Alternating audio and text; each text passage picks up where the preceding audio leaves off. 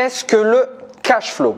J'ai décidé de vous faire une petite vidéo parce que cette notion m'a coûté cher et c'est pendant une formation à 5000 € que j'ai compris cela. Je trouve qu'il y a la notion de flow dans cash flow que l'on ne voit pas souvent sur le web. J'explique tout de suite tout cela après le générique.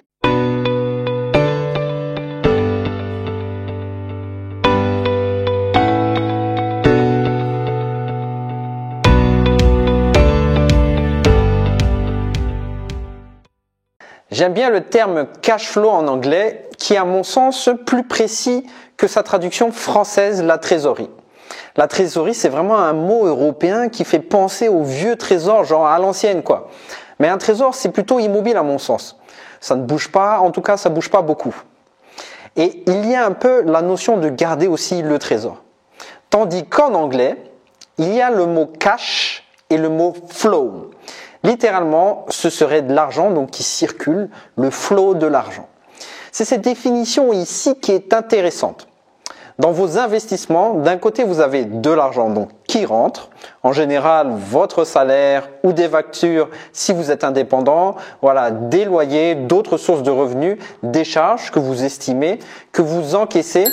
Et de l'autre côté, qui sort, il y a les charges réelles, il y a les impôts, il y a, je sais pas, les femmes de ménage, si vous faites du saisonnier, il y a le crédit hypothécaire, donc mensuellement, les assurances éventuellement annuelles.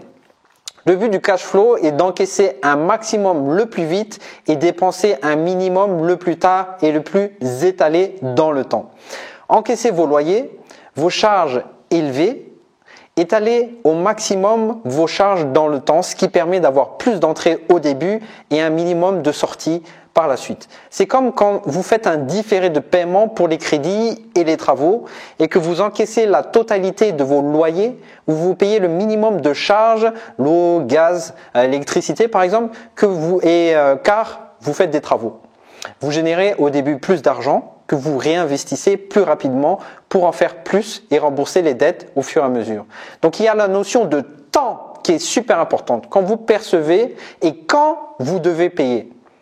Si c'est encore un peu ambigu pour certains, voici un exemple concret d'une de mes utilisations du cash flow.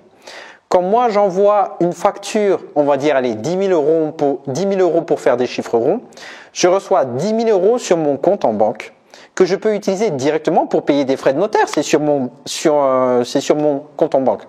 Alors pourquoi je peux faire ça? Parce que sur ces 10 000 €, il y a peut-être 2 000 € de TVA que je peux déclarer plus tard, par exemple 6 mois après, et que je serai redevable 1 an après la déclaration. Donc au total, 1 an et demi au total. Sur les 8 000 € restants, donc il y a par exemple 4 000 € d'impôts que je serai redevable comme la TVA en fait, par exemple, donc 1 an et demi plus tard. Les cotisations sociales, on peut choisir un minimum surtout pour les starters et c'est au moment où la déclaration va tomber que la caisse sociale va réajuster les cotisations et encore c'est l'année suivante. Donc ça laisse 1 an et demi pour encaisser des loyers qui vont payer ce sur quoi je suis redevable. Donc 1 an, faire 5 000 € de loyer, vous pensez que c'est faisable? Ça fait 416 € net mensuel. Mais en plus, même après 1 an et demi, vous allez encore encaisser des sous pendant ces 1 an et demi. Et ainsi de suite, et ainsi de suite. C'est ce que font vraiment toutes les grosses boîtes type Microsoft, Apple. Ils retardent au maximum le paiement de leurs fournisseurs, donc des fabricants d'iPhone et tout ça. Documentez-vous un peu dessus. Likez cette vidéo si vous aimez cette astuce pour que je continue dans la foulée.